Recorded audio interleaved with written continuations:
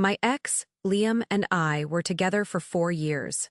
The kind of relationship people around us often described as solid, the one others admired at dinner parties, pointing to us as an example of lasting love in a time when most things felt fleeting.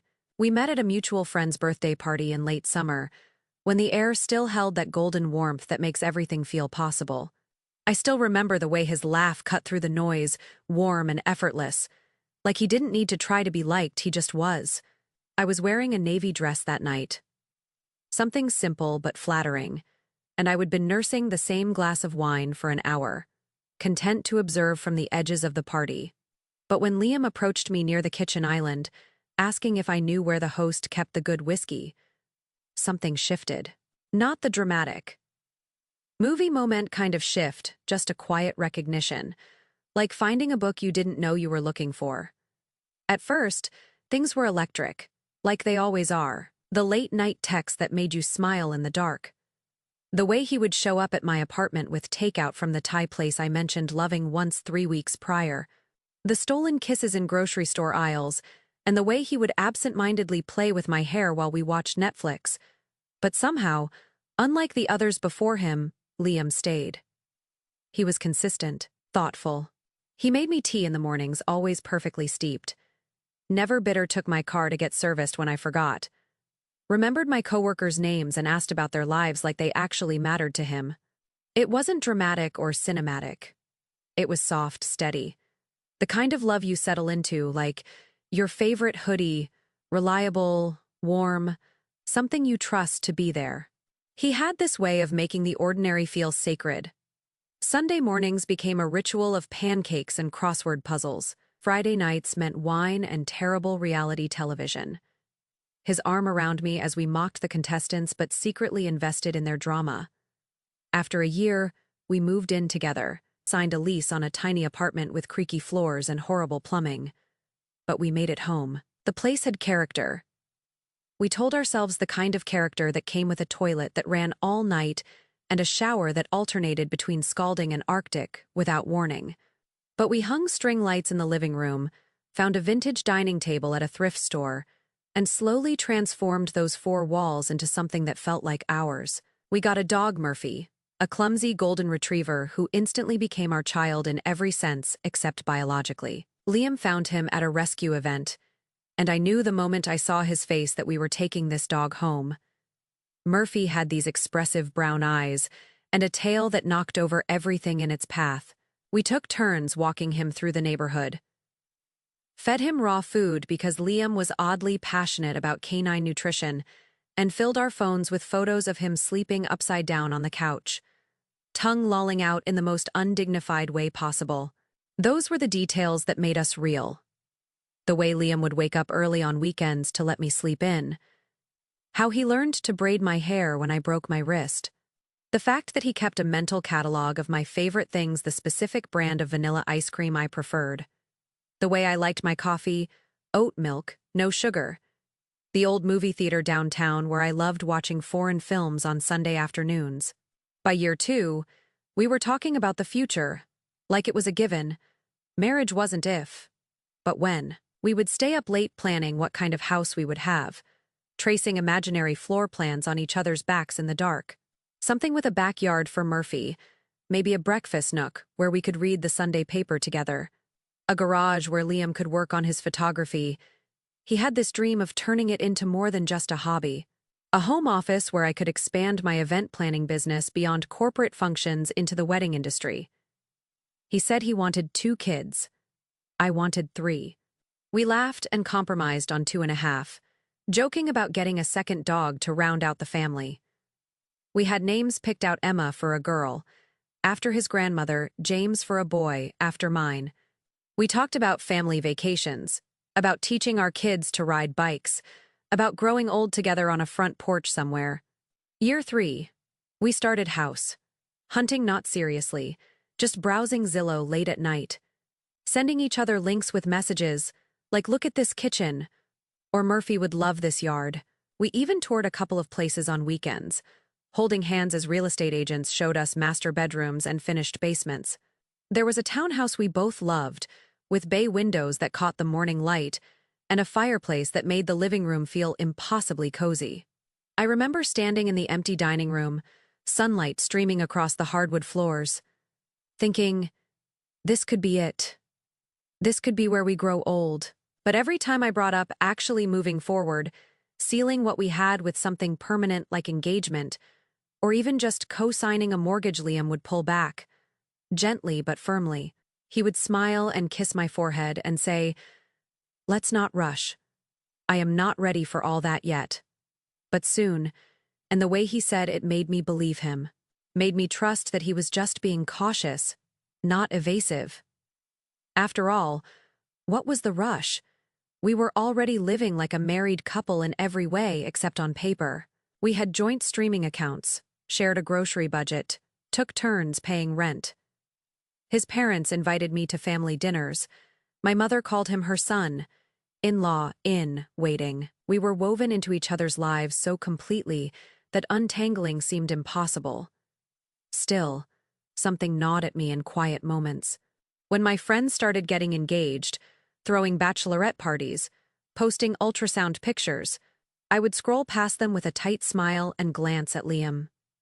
Still in sweatpants, focused on a soccer match, Murphy curled up at his feet like a furry ottoman. Was he really not ready? Or was he just not ready with me? The thought would surface at the strangest times. While folding his laundry, wondering why I knew the thread count of his favorite sheets, but not his timeline for our future. While grocery shopping, automatically adding his preferred brand of cereal to the cart, and questioning whether I was building a life or just playing house. While lying in bed at night, listening to him breathe, and feeling like I was waiting for something that might never come. But then he would reach over, absent-mindedly take my hand, kiss my knuckles, and just like that, my doubts would dissolve. Because Liam loved me, I knew it. You don't stay with someone for 4 years. Share a dog, share your toothbrush holder, fight about whose turn it is to clean the bathroom.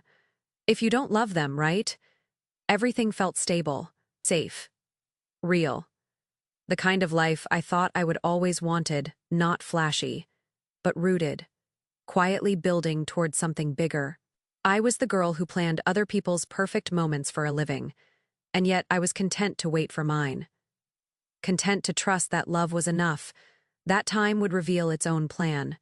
At least, that is what I thought. It all unraveled on a rainy Tuesday in March, like the kind of day that already feels heavy before anything even happens. The sky had been threatening storms all week, and the air hung thick with the promise of something breaking. I was at home, folding laundry, his favorite gray sweater, my work blouses, Murphy's collection of bandanas, when his iPad buzzed on the kitchen counter. It was something he usually took with him everywhere, an extension of his hand during work calls and weekend photo editing sessions. But that morning he would been rushing, late for a client meeting, and had grabbed his laptop instead. I swear I wasn't snooping. I wasn't even curious. The device had been buzzing intermittently for an hour, probably work emails or sports notifications, the usual digital noise of his day. But when I glanced at the screen and saw the preview of a message that read, "The venue in Santorini is even more magical in person. Cannot believe it is finally happening." Something inside me cracked open like an egg hitting concrete. Santorini. We would never talked about Santorini. We would never talked about Greece at all, except for that one time I mentioned wanting to visit the island someday, and he would nodded non-committally and changed the subject to something about work. I stared at the message preview, my hand still clutching one of his t-shirts, and felt the world tilt sideways. My finger moved before my brain could stop it. I clicked the message. It was from Rachel, his coworker. The one he always swore was like a sister. The one with the perfectly straight blonde hair and the laugh that sounded like wind chimes. The one he insisted I had nothing to worry about, that I was overthinking, too sensitive, creating drama from nothing whenever I mentioned feeling uncomfortable about their late-night work sessions and weekend coffee meetings. But it wasn't nothing. Because when I scrolled up, I found hundreds of messages. Photos of sunset dinners and couple selfies, plans detailed down to the minute, a countdown to their wedding day. She called him my fiancé, He called her my forever, and just like that, the floor dropped out from under me. I sat there in our kitchen, surrounded by folded t-shirts and a half-finished cup of tea Earl Grey. The way he would taught me to make it reading messages from the man I loved, the man I thought I knew, planning a life with someone else. Booking venues, picking out rings, making honeymoon arrangements during what I thought were business trips. The messages went back months, almost a year. While I was looking at paint swatches for the house we would never buy, he was touring villas in Greece with her. While I was choosing Christmas pajamas for the three of us, me and Murphy, he was writing vows for another woman. While I was planning our anniversary dinner, he was planning his engagement to someone else. The details were what broke me, not just the betrayal, but the intimacy of it. The way he called her rocked, the same nickname I thought was reserved for me when he was feeling playful. The inside jokes I didn't understand. The photos of them together that looked exactly like the photos he took of us. Same poses, same soft smile, same hand placement, like he had a template for love and was just filling in different faces. I scrolled through what felt like years of evidence, my chest tightening with each message. He would propose to her in January, a month after he would told me he wasn't ready when I brought up engagement over New Year's champagne. The ring was vintage, Art Deco, exactly the style I would shown him on Pinterest 2 years ago. They would booked the venue for September, planned a honeymoon in Bali, even registered for wedding gifts at the same stores where I would favorited items for our imaginary future home. I waited for him to come home that night. I didn't say a word when he walked through the door at 7:30, loosening his tie and asking about my day like nothing had happened.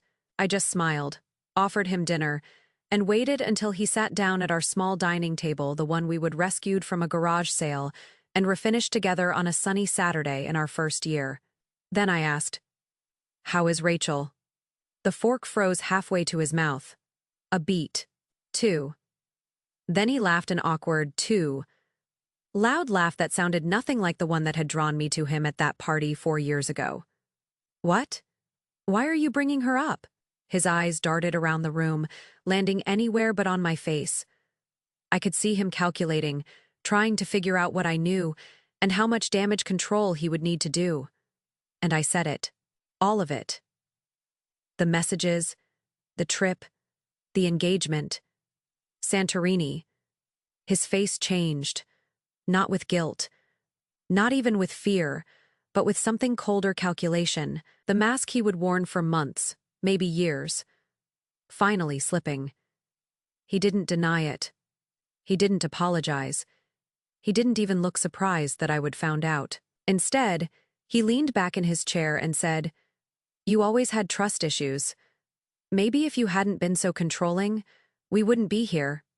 My mouth went dry, my heart raced like I would been running, and I could barely hear over the roaring in my ears.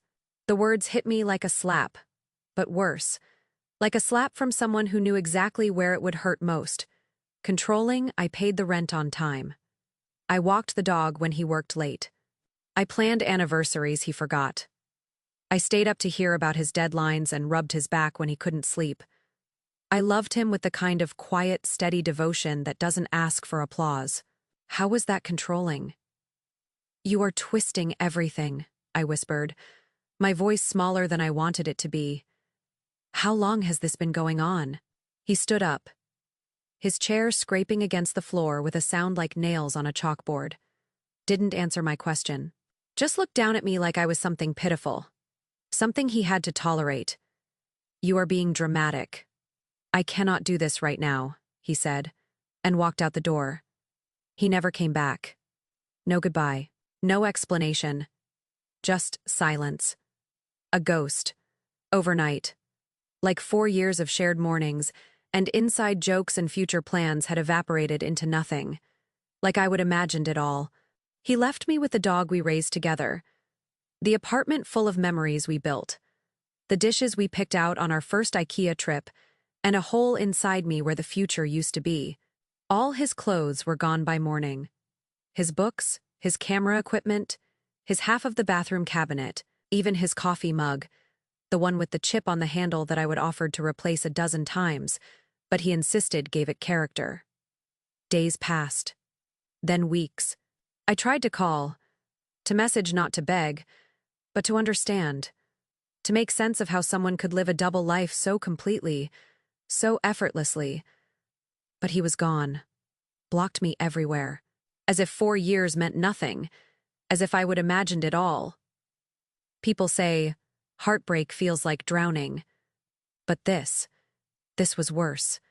This was betrayal wrapped in silence, a knife hidden behind a smile for months, maybe years. Every I love you had been a lie. Every plan we would made had been theater. Every time he would held me and told me I was overthinking. He would been gaslighting me into silence about my own intuition. I wasn't just grieving a breakup, I was grieving a lie. However, instead of falling apart, I decided to play the long game. I could have burned it all down: his clothes, his reputation, his carefully curated image as the good guy. I had enough evidence to ruin him with a single post on social media, enough screenshots to destroy his professional credibility, enough ammunition to make sure everyone knew exactly who Liam really was behind his charming smile and thoughtful gestures.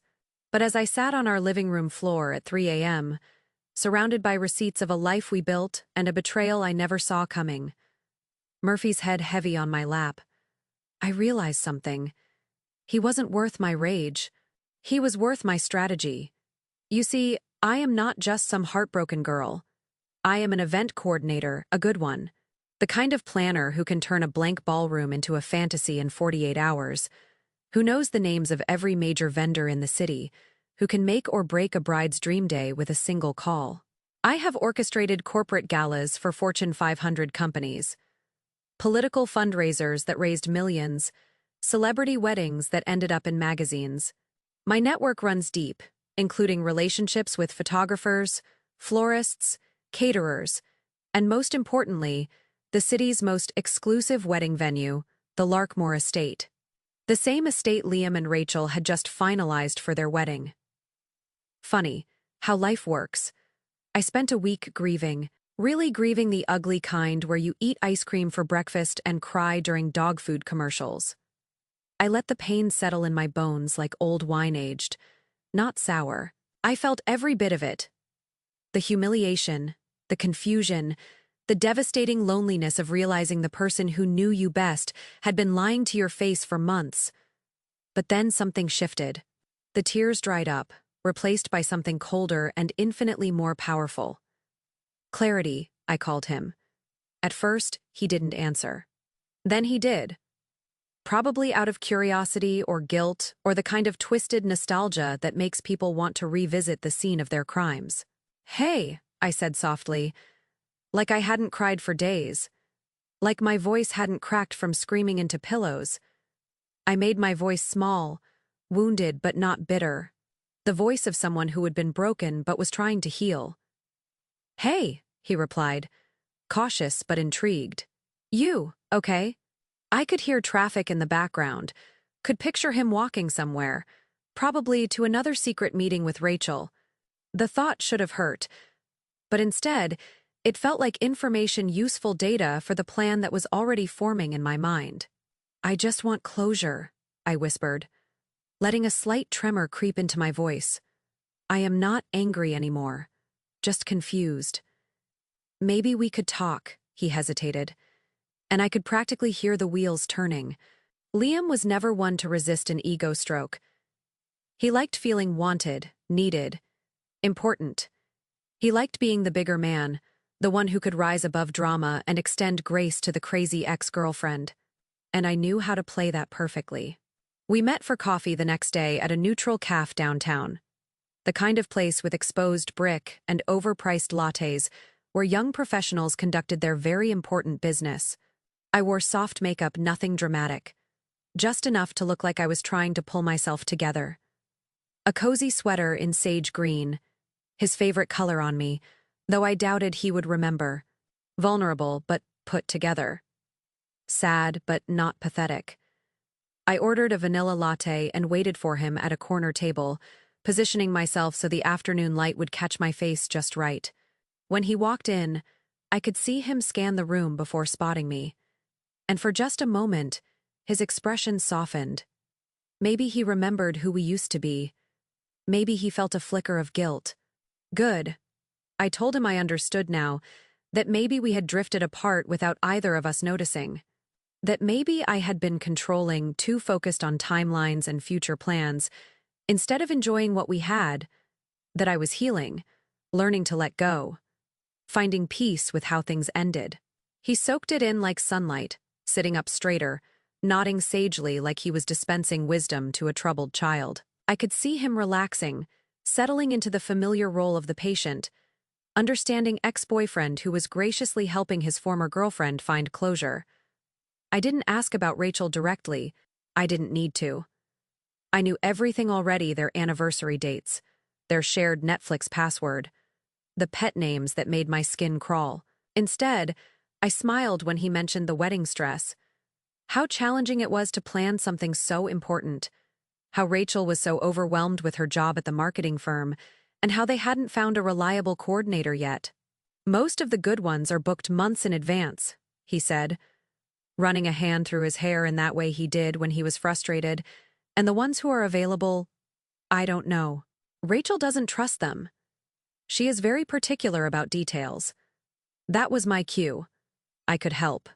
I offered gently, like the idea had just occurred to me, just the planning logistics. It might even give me the closure I need, creating something beautiful instead of dwelling on what went wrong. It is what I am good at. He blinked, coffee cup halfway to his lips, confused, but tempted. You would do that? I nodded, letting my eyes get a little glassy with unshed tears. It is just logistics, right? Tables and flowers and timelines. Besides, I know the industry better than anyone. Think of it as tying up loose ends, helping us both move on. He smiled. Then the same smile that had charmed me at that party 4 years ago, the one that made people trust him, believe in him, want to give him everything. He always did think I was too forgiving for my own good, too soft, hearted to hold grudges. He didn't realize he was handing me the knife I would one day twist with poise and precision. That is actually really generous of you, he said, and I could see him already crafting the story he would tell Rachel. How mature his ex-girlfriend was, how smoothly they would handle the transition, how lucky they were to have access to someone with my expertise. Within a week, I was looped into the planning emails. Access to timelines, budgets, vendor preferences. Rachel, predictably, was too busy to question why her fiancé ex was suddenly taking charge of the most important day of her life. She barely acknowledged me in the group messages, trusting Liam's word that I was just helping and grateful for professional expertise they couldn't afford otherwise. I reconnected with old contacts, calling in favors and leveraging relationships I would built over years in the industry. The florist who owed me after I saved her reputation when she double-booked the mayor's daughter's wedding. The caterers who always gave me preferential pricing because I sent them consistent business. The lighting crew who treated me like family. The venue manager at Larkmore, Amelia, who would become a genuine friend over dozens of successful events.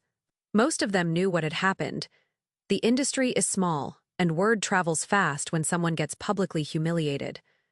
They rallied behind me silently, like soldiers awaiting instruction, not because they wanted to help me get revenge, but because they understood loyalty, integrity, the kind of professional bond that transcends individual events.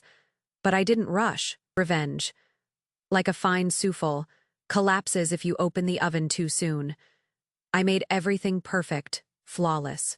The menu was exquisite, a carefully curated selection of seasonal dishes that would photograph beautifully and satisfy even the most discerning palates. The color palette sage and gold was elegant and timeless, sophisticated enough for the venue's grandeur but warm enough to feel romantic. The seating chart was immaculate, balancing family dynamics and friend groups with the precision of a diplomatic summit. Every detail was considered, from the hand-lettered place cards to the carefully timed lighting transitions that would create the perfect ambiance as day melted into evening. I sourced vintage champagne glasses arranged for a string quartet during the ceremony and a jazz band for the reception, even coordinated with a photographer whose portfolio read like a love letter to matrimonial bliss. And when they asked if I could secure the venue on short notice, after what I described as a mix-up with another planner who would apparently double-book their services, I made the call myself. "Of course," said Amelia, Larkmore's manager, her voice warm with understanding. "Whatever you need, you want it on the books for?" "The 9th of September?" I said sweetly, my voice steady as glass. "And please, mark it as confirmed and final." "Got it?" she replied, and I could hear her typing. "And you are sure you want it under his name? Not the bride's?" "Oh, yes," I smiled, though she couldn't see it. "Absolutely under Liam's name. He is very traditional about these things." Liam had no idea. He just praised my efficiency in glowing emails to the group, telling Rachel how lucky they were to have found someone so competent, so connected, so dedicated to making their day perfect. Rachel finally started responding to the planning messages, thanking me effusively for taking such good care of them, for understanding her vision, for making everything so much easier during such a stressful time. The irony was delicious. Every day, I walked a tightrope: pleasant emails, friendly reminders, polished professionalism, all while constructing a stage where everything would fall apart at just the right moment. I created detailed timelines and backup plans, sourced rain contingencies and dietary alternatives, built what appeared to be the most thoroughly planned wedding of the year. People assume revenge is loud, dramatic, explosive. But the best kind? It is quiet, patient, surgical. It is about creating the perfect conditions for someone to destroy themselves, then stepping back and watching physics do the work. And Liam had no idea that by inviting me back into his life, he would handed me complete control of his perfect little wedding. But you see, the best part of a long game isn't the planning. It is the execution. The moment the curtain rises and everyone realizes they are not watching a love story, they are trapped in a tragedy. And now, the twist. There was no wedding. Not really.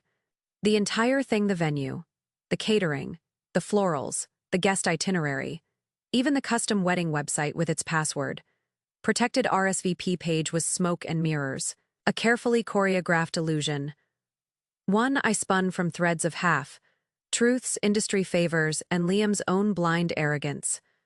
The real Larkmore estate, booked that weekend for a private celebrity event that had been on the calendar for months.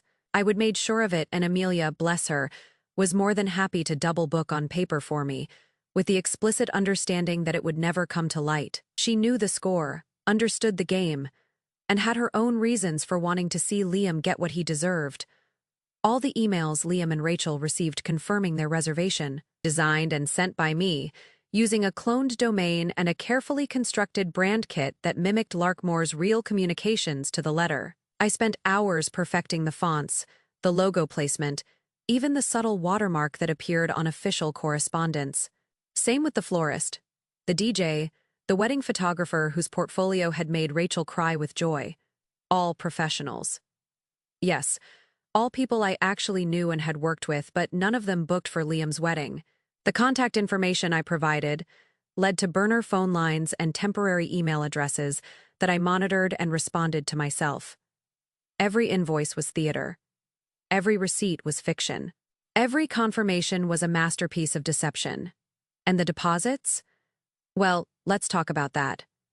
Liam and I still had a joint account. An old one we would opened when we moved in together, supposedly to cover shared expenses like rent and utilities and Murphy's vet bills. I would never closed it.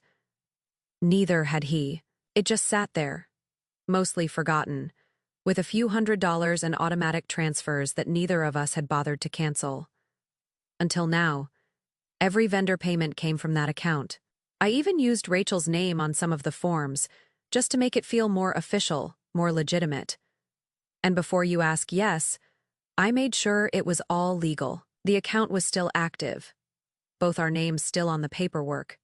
I still had access. Every transaction was logged. Above board, traceable. Not theft. Just a withdrawal from a fund I would helped build. I timed the wedding for Labor Day weekend high travel demand. Inflated hotel prices, limited availability for anyone trying to change plans at the last minute.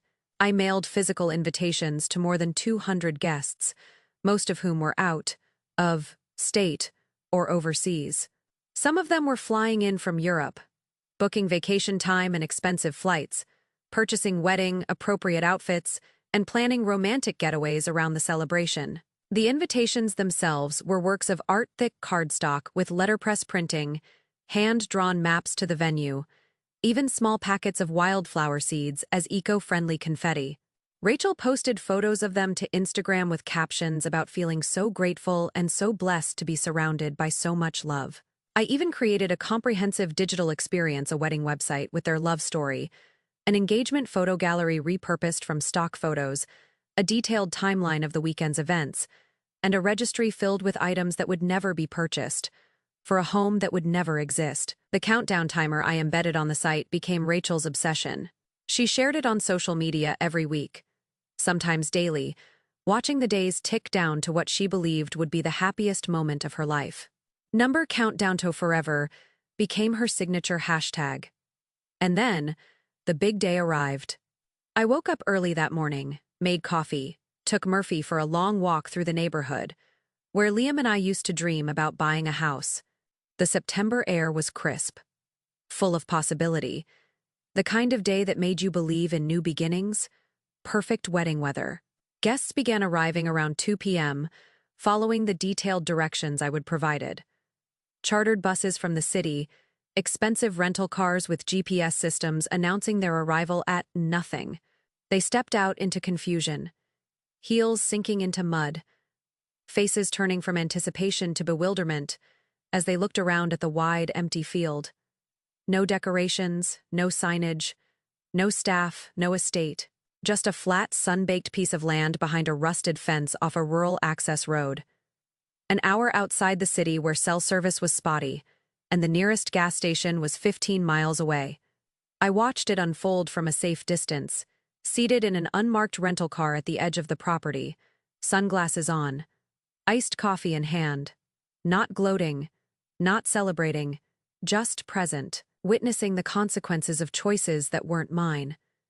The guests waited, initially patient, then increasingly confused. Some called the number from the invitations which rang, of course, to an untraceable voicemail system I would set up with a generic message about checking the website for updates. Some paced. Some gathered in small groups, comparing notes, trying to make sense of what was clearly going very wrong. But it wasn't until Rachel stepped out of the white Rolls-Royce they would rented for the occasion in full bridal makeup, silk train trailing behind her like a cloud, diamond earrings catching the afternoon sun, that the true realization hit. There was no wedding. She stood there in the middle of nowhere, wearing a $3,000 dress and holding a bouquet of peonies that had cost more than most people's monthly rent, looking around like the world had broken beneath her feet. Her carefully applied makeup began to run as the reality sank in, mascara creating dark trails down her cheeks, like tears of ink. "Where is everything?" she asked Liam, her voice cracking with the kind of disbelief that comes when your worst nightmare materializes in broad daylight. "Where is the estate? Where are the flowers? Where is everyone?" Liam was shouting at guests, at his phone, at the empty sky, his face red with fury and confusion. He had no answers, only blind rage, and the growing knowledge that this nightmare had his name on every single detail. He called the venue, got disconnected, called the caterers, reached voicemail, called me blocked number. And then it happened. The moment I would waited for, planned for, dreamed about during those long nights of grief and rage. Rachel turned to him, her brows knitting together in dawning horror as the pieces began to fall into place. "You said you confirmed everything," she said, her voice barely above a whisper, but carrying clearly in the afternoon stillness. "You said she was handling all the details. You said we could trust her." Liam's face went pale as understanding crashed over him like a wave. She must have," he started, then stopped, the words dying in his throat as the full scope of what had happened became clear. Realization struck like lightning. "She did this," he said, breathless, his voice carrying across the field. "She fucking did this." Rachel took a step back, then another, as if he would suddenly become dangerous. Her wedding dress rustled in the wind, and for a moment she looked like a ghost haunting her own failed wedding. The guests were now filming, whispering, slowly connecting the dots. The story would spread, as stories do in the age of social media, from one shocked bridesmaid to a confused aunt to a scandal, hungry wedding guest with a gossip blog, and 50,000 followers. I didn't need to go viral.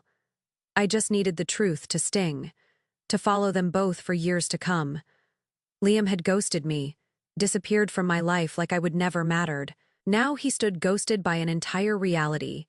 He would never questioned believing all along that I was still the girl who loved him too much to burn it down, too soft to fight back, too forgiving to hold grudges.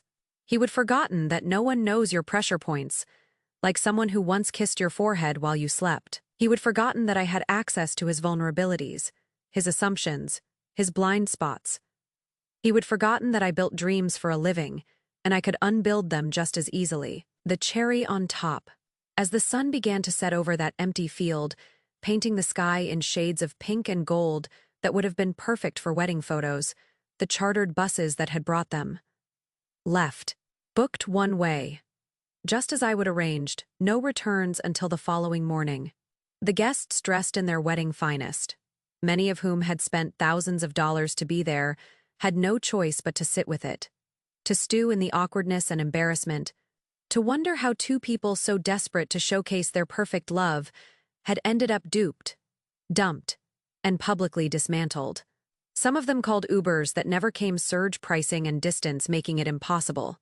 Others tried to rent cars, only to find every agency in a 50-mile radius completely booked for the holiday weekend. A few hardy souls started the long walk to the nearest town, their formal shoes clicking against asphalt as reality set in. And me, I went home, took a long bath with Epsom salts and lavender oil, played fetch with Murphy in the backyard until the sun disappeared completely, opened a bottle of wine, not the expensive kind, just something simple and satisfying.